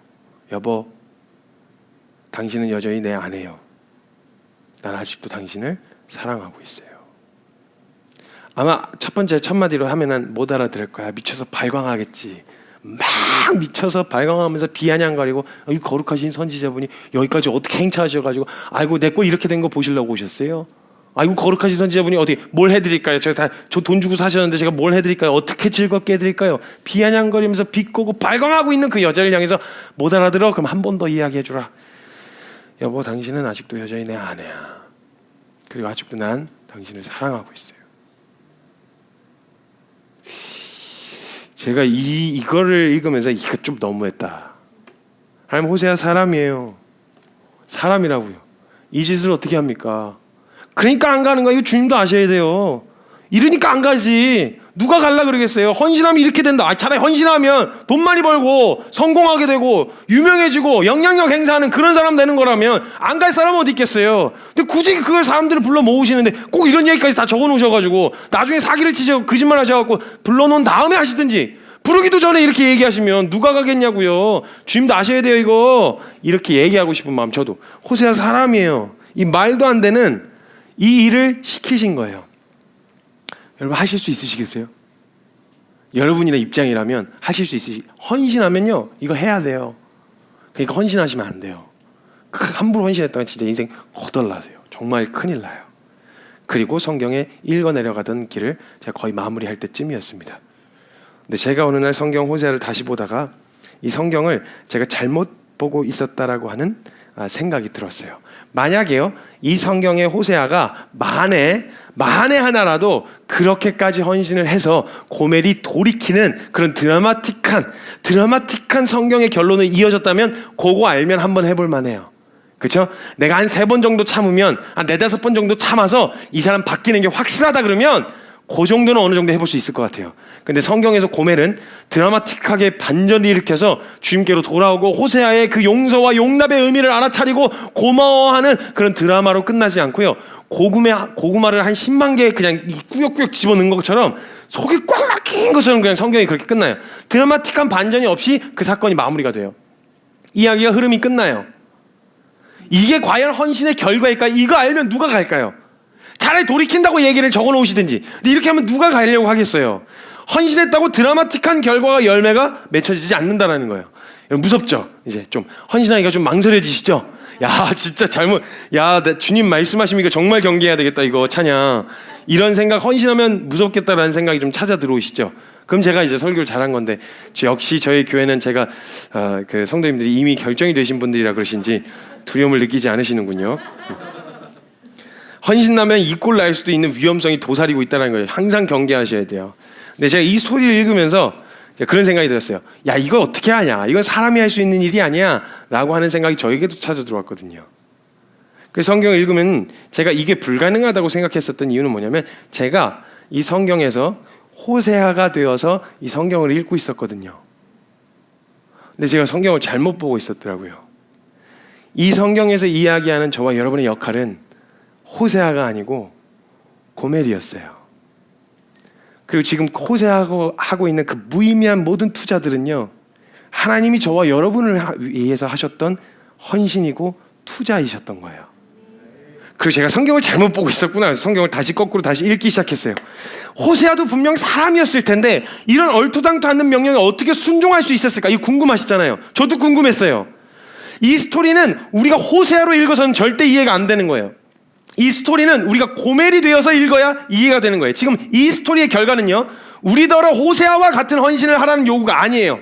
고멜 같은 우리를 위해 하나님께서 이런 헌신을 하셨다는 말씀을 하고 계시는 중이시고 호세아에게도 하고 계셨던 중이셨어요. 고멜과 같은 너 호세아야, 너 고멜과 같은 이스라엘, 너가 전해야 될 대상, 쟤네 그들을 위해서 내가 하고 있는 이 무의미한 투자와 이 무의미한 헌신, 너가 생각해도 그만해요. 이걸 어떻게 해요? 이만 했으면 됐어요. 이만큼 했으면 다 된 거 아니에요? 라고 하는 생각이 들 만한 그 무의미한 투자를 오늘까지도 지금 너를 통해서도 계속 하려고 하는 이 마음을, 하나님 아버지의 그 마음을 호세아에게 가르쳐주고 싶으셨던 거예요. 그럼 호세아가 이 자리에 어떻게 설 수 있었겠어요? 내가 거룩한 사람이 돼서 내가 한번 용납해줘, 내가 한번 용서해줘, 이런 마음으로는 절대 못해요. 호세아가 말씀에 순종하기 시작하는데 지금 내 앞에 보이는 이 고멜 이 여자가 누구하고 너무 닮은 거예요. 지금 이 여자가 누구하고 너무 똑같은 거예요. 자기가 오버랩이 돼서 보이는 거예요. 그럼 지금 자기에게 내리시는 명령들이 전부 다 나를 위해 하실 일들인 거예요. 하나님이. 그러니까 고멜에게 하라고 하시는 이 명령들이 무리하게 느껴지는 게 아니라 하나님이 보여지는 오버랩되는 내 자신과 이스라엘 백성이 비춰져 보이는 거예요. 그러니까 하나님 앞에 하나님 고멜 안 잊으셨죠? 하나님 고멜 포기하시면 안 돼요. 왜냐면 고멜에게 직접적으로 행하라고 명령하실 그 모든 명령이 자신들에게 내려진 은혜일 테니까 호세아가 이걸 보게 된 거예요. 고멜에게 하라고 명령하셨던 이 헌신, 그 무의미한 투자는 실상 너가 거룩한 사람이니까 이 정도 참어, 너가 이 정도 신앙에 성숙한 사람이니까 이렇게 해가 아니라 그 음란하고 타락한 고멜을 바라보면서 그를 섬길 때마다 보게 되어지는 게 뭐냐면 이런 나를 위해 하신 하나님의 헌신이 보이는 거예요. 이런 나를 위해서 하나님이 하신 무의미한 투자가 보이는 거예요. 이런 나를 위해서 하신 하나님의 희생이 보이기 시작하는 거예요. 그러니까 하나님 더요, 하나님 더 시키세요. 하나님 아버지 나를 위해서 어떤 일을 하셨는지 더 가르쳐 주세요. 그 자리에 끝까지 순종할 수 있었던 건, 헌신할 수 있었던 건 내가 믿음이 좋아서가 아니고 내가 잘나서가 아니고 내가 의지가 강해서가 아니라 한 걸음 한 걸음 순종했더니 나를 위해 하신 이 은혜와 나를 위해 하신 일들이 보이기 시작한 거예요. 호세아의 눈에서 하나님이 이걸 보여주고 싶으셨구나. 그 무의미하고 그 말도 안 되는 헌신을 요구하셨던 나를 희생하라고 하신 줄 알았더니 사실은 나를 향하신 하나님 마음을 가르쳐주고 싶으셨던 거구나. 그러니까 그 거친들로 가서 알아듣지도 못하는 백성들에게 이야기하고 외치는 그 메시지가 그 고멜에게 하는 이야기와 메시지들. 근데 당신을 사랑합니다. 알아듣지도 않고 귀를 틀어막는 그 모습이 자기 같은 거예요. 귀 좀 열어, 들어. 자기 영혼에게 선포하듯이 제발 좀 들어. 이 얘기 하고 계시잖아. 너가 알아들을 수 있는 언어로 말씀하고 계시잖아. 제발 좀 들어. 이 절절한 마음이 호세아의 마음에 심겨지고 부어지는 거예요. 사랑하는 여러분, 헌신은요, 헌신의 결과는 내가 주님께 드러난 열매가 아니에요. 헌신의 결과는요, 나를 향하신 하나님 아버지의 마음을 알게 되는 거예요. 그 자리에 섰더니 사역의 열매, 그 자리에 섰더니 보게 되어진 뭐 어떤 이런 조건과 보상 때문에 가는 게 아니고요. 그 자리에 섰더니 그 자리에서 나를 향하셨던 하나님의 은혜와 그 사랑이 쏟아져 부어져 들어오는 거예요. 그걸 본 사람이 그 말도 안 되는, 누가 보면 너무 극단적이야, 누가 보면 너무 무모한 길이야 라고 말하는 길을 뛰어들었던 사람은 의지가 강해서 간 게 아니라요, 그 자리에서 나를 향하셨던 하나님 아버지의 마음을 본 사람들이 간 거예요. 그 찢어지는 마음으로 절절히 고멜에게 외쳤던 그 호세아가 찢어지는 마음으로 그렇게 못 알아들었던, 그토록 못 알아듣는 자신에게 알아들을 때까지, 이 말씀이 내 귀에 들려질 때까지 말씀하셨던, 수많은 선지자를 통해 자신에게 말씀하셨던 하나님의 말씀으로 들리기 시작하는 거예요. 그걸 알았던 사람이, 그걸 보았던 사람이 끝까지 그 자리에 설 수 있는 거예요. 여러분, 헌신은요, 우리가 주님 앞에 뭔가 드리는 것이 아니라 주님이 이루신 것, 그리고 주님이 우리에게 주고자 하셨던 그 은혜를 보게 되어지는 자리가 바로 헌신입니다.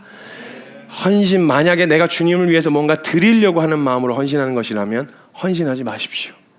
만약 여러분 그렇게까지라도 해서, 그 자리가 어떤 자리인지 알 수 없지만 그렇게까지라도 해서 하나님의 마음을 더 뚜렷하게, 더 명확하게 보기를 소망하시는 분이 계시다면 그때 헌신하십시오. 그 마음으로 헌신하십시오.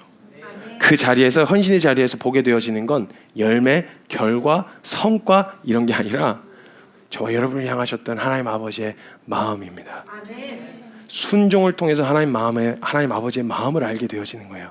순종할 능력이 있어서, 의지가 강해서, 믿음이 좋아서 가는 게 아니에요. 저와 여러분은 순종했더니 나를 향하시는 하나님 아버지의 마음을 알게 되니까 그 마음 알고 싶어서 그 자리에 뛰어드는 거예요. 그 자리에 함께 뛰어드는 저와 여러분 되셨으면 좋겠습니다. 그리고 지키는 교회 세워지고 또 그 걸음 걷는 동안에 우리가 순종하는 이유는 우린 다른 교회와 달라 이것도 아닙니다. 우린 뭐 다 특별해 이것도 아니에요. 뭔가 다른 걸 가지고 있어 이런 것도 아닙니다. 우리가 한 가지 해보고 싶은 건, 이 교회가 하나님 말씀에 순종하고 싶은 건, 우리 이래서 거룩한 사람들이 이런 걸 보여주려고 하는 게 아니라 그 자리에 담아 놓으셨던, 말씀 안에 담아 놓으셨던 우리를 향한 하나님 아버지의 마음, 그 은혜, 그걸 캐내어 찾아 먹을 수 있는 만큼 먹고 싶은 마음인 거예요. 찾고 싶은 마음인 거예요. 그래서 지킬 거예요. 순종할 거예요. 그리고 헌신할 거예요. 주님 말씀하시면 그대로 순종할 거예요. 그 자리에서 보게 되어질 하나님의 은혜와 영광이 있기 때문에 그 자리에 뛰어들려고 합니다. 함께 그걸 지켜봐 주시고 함께 그 길에 뛰어드는 저와 여러분 되셨으면 좋겠습니다. 이 시간 잠깐 같이 함께 좀 기도했으면 좋겠습니다. 이 시간 함께 같이 기도할 때요, 기억하셔야 될 게 있습니다. 내가 뭔가 헌신해서 내가 어떤 사역을 해서 하나님을 영화롭게 해드리는 게 아니에요. 우리가 주님께 내어드린 무엇이 아니라 하나님이 가장 영화롭게 되시는 건요, 하나님이 우리에게서 하나님 되실 때예요. 하나님이 우리에게서 하나님 되시는 것은 무엇으로 증명되냐면 우리가 하나님의 말씀에 순종하는 것으로 나타나게 되어져요. 말씀에 순종하여 얻는 결과는요, 나의 변화나 획기적으로 달라진 내가 아니라 우리 사랑하신, 죽기까지 사랑하신 그 하나님 아버지의 마음을 알게 되어지는 거예요. 그 마음을 알게 되어진 사람은요, 결코 이전과 같이 창녀처럼 팔려다니던 그때 그 자리에 서지 않을 수 있는 거예요. 아마 여러분이 이 말씀 가운데 순종하려고 할 때 이런 생각 찾아 들어오실 거예요. 누군가를 사랑하는 거? 전 못해요. 사랑하려고 하면 할수록 여러분 가운데 그런 마음 찾아 들어오실 거예요. 저는 사랑 못해요. 저는 그런 거 못해요. 이런 마음 찾아 들어올 거예요. 그럼 그 자리에 섰을 때 주님이 이렇게 말씀하신 거예요. 못하겠지? 사랑 못하겠지? 근데 나는 그런 사랑으로 널 사랑했어. 사랑할 수 있게 되어진 나를 보려고 가는 게 아니라 결코 사랑할 수 없는 내 자신을 보게 되어졌을 때, 결코 사랑이라는 건 존재하지가 않는 나의 죄됨을 발견하게 되어졌을 때, 그 자리에서 보게 되어지는 건 우리가 아직 죄인 되었을 때 그리스도께서 우리를 위하여 죽으심으로 하나님께서 우리에 대한 자신의 사랑을 확증하셨다던 목숨 내어주신 사랑을 보게 되어지는 거예요. 하나님, 진짜 저는 못하겠는데요. 저 사람 진짜 제가 용서 못하겠는데요. 근데 그 용서할 수 없는 내 모습을 보게 되는 자리 있잖아요. 말씀에 순종하려고 용서하려고 가봤더니 절대 못하겠어. 그 자리에서 보게 되어지는 게 뭔지 아세요? 못하는 것으로 끝나는 게 아니라, 성규야, 나는 너 용서했어. 그 자리에 서보고 났더니 사랑 없는 내 모습을 발견한 걸로 결론이 아니라 그런 사랑으로 사랑하신 하나님 아버지의 마음을 알게 되고, 내가 절대 용서 못하는 자리에 서봤더니 그런 용납과 용서로 날 용서하셨던 주님의 마음을 알게 되어지는 거예요. 나는 못해요, 하나님 나는 못 가요 라고 얘기할 때 그 두려운 마음이 찾아 들어올 때도, 그 못 가겠다고 막 머뭇거리고 있는 그 순간에, 성규야, 나는 두려운 길이지만 나는 갔어. 너를 위해서 갔어. 그 사랑과 그 마음을 알게 되어지는 거예요. 한번 상상해 보세요, 여러분. 호세아도 사람이라 그 너덜너덜해진 마음으로 고멜에게 사랑 고백을 하고 난 뒤후 그 너덜너덜해진 마음으로 털썩 주저앉아 있었던 그에게 하나님이 찾아가셔서 말씀하신 거예요. 호세아야, 내 마음을 이제 좀 네가 좀 이해할 수 있을 것 같다. 내 마음 좀 너에게 들려주고 싶다. 내가 이 이스라엘을 품었어. 그리고 내가 키웠어. 깨끗이 닦이고 입히고 내가 이를 사랑했어. 근데 이들이 좀 크더니 날 떠나가더라고. 그리고 우상 앞에 가서 절하고 거기서 음란한 짓들을 하고 있더라고. 선지자들을 보내서 돌아오라고 외쳤지. 잠시 잠깐 돌아오는 척 신용만 하다가 다시 또 어김없이 그 자리에 가 있는 거야. 호세야, 너 내 마음 알겠지? 내 마음이 무슨 마음인지 알겠지? 가서 이것 좀 알려주라. 이 마음 좀 가서 알려주라. 내가 어떤 사랑으로 사랑하고 기다리고 있는지. 내가 수도 없이 그냥 이것들 말 필요 처먹지도 않는 것들 그냥 확 다 쓸어버리고 그냥 돌아서서 그냥 내가 갈 길 가자. 능력 되시고 실력 되시는 분이시니까 새로 재창조하시면 될 것을 그냥 확 다 쓸어버리려고, 됐다, 너네 그냥 포기한다 하고 돌아서면 이 마음 가운데 하나님 아버지의 그 마음 가운데 그 우물가에 애 놓고 온 것처럼 막 걱정이 되고, 혹시 아파하진 않을까, 다치진 않을까, 잔뜩 화가 나셨더라도 그 마음 가운데 성경에 뭐라고 이야기하냐면, 마음에 긍휼이 불이 붙어서 포기할 수가 없는 이 마음, 버리면 차라리 마음이라도 편할 텐데 마음이 편하지도 않아. 또 호세야, 이 마음 좀 가서 좀 전해주라. 너 내 마음 어떤 마음인지 알겠지? 라고 이야기를 듣는 이 호세아가 만약 그 메시지를 들고 자신과 거의 일치한 동병상련의 마음을 가지고 호세아가 이스라엘 백성들에게 가서 외쳤으면 어떻게 외쳤을까요? 할 얘기 있는데 가볍게 여기고 무시하고 있는 사람들, 알아들을 수 있는 말로 접근해야지, 이런 말로 접근하는 게 아니라 이 마음을 알았다면, 호세아가 알았다면 가서 무슨 얘기부터 했을까요? 야, 예수 믿으면 축복받는다. 야, 예수 믿으면 돈 많이 벌어. 예수 믿으면 성공한다. 세상에서 영향력 있는 사람이 될 거야. 이런 얘기를 하겠어요? 예, 그렇게 될 수도 있어요. 근데 예수 믿었다고 다 잘 되는 거 아니잖아요. 예수 믿었다고 다 병 고침 받는 거 아니잖아요. 그게 진짜 일어날 수 있는 일이라고 하더라도 먼저 해줄 얘기가 있는 거잖아요. 호세아가 가서 외칠 수밖에 없는 거예요. 호세아서 6장에는 어떤 이들은 어떤 신학적 관점에서는 불성실한 회개로 보는 관점이 있겠지만, 호세아의 절규로 보는 관점으로 해석한다면 호세아가 이 메시지를 전하면 어떻게 외쳤을까요? 야, 돌아가야 돼, 이런 식으로 외쳤을까요? 절절히 외치는 거예요. 오라, 우리가 여호와께로 돌아가자. 오라, 우리가 여호와께로 돌아가자. 야, 다른 사람 몰라도 우리가 그러면 안 돼.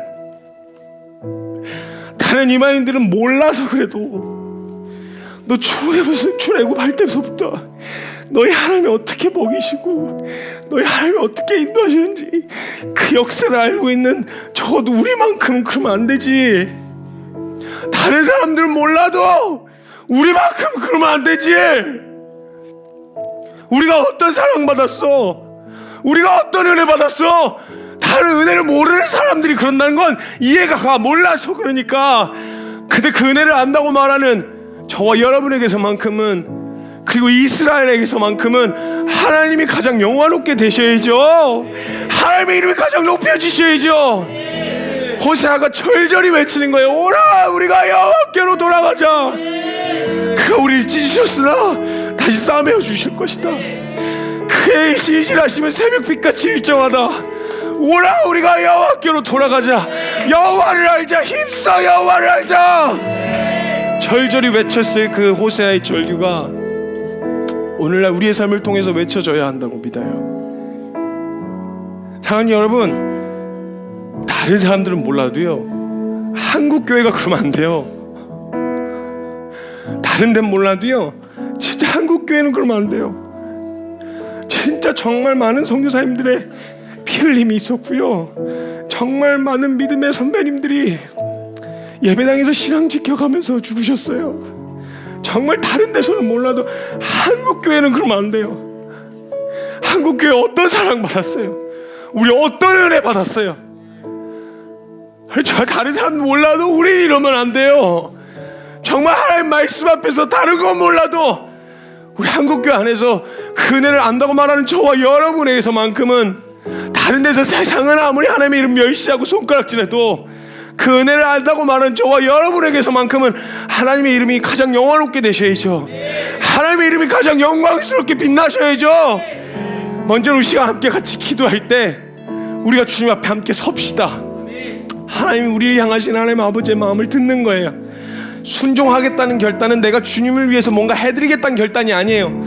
하나님, 저 그렇게까지라도 해서 하나님 아버지의 마음을 저 알고 싶어요.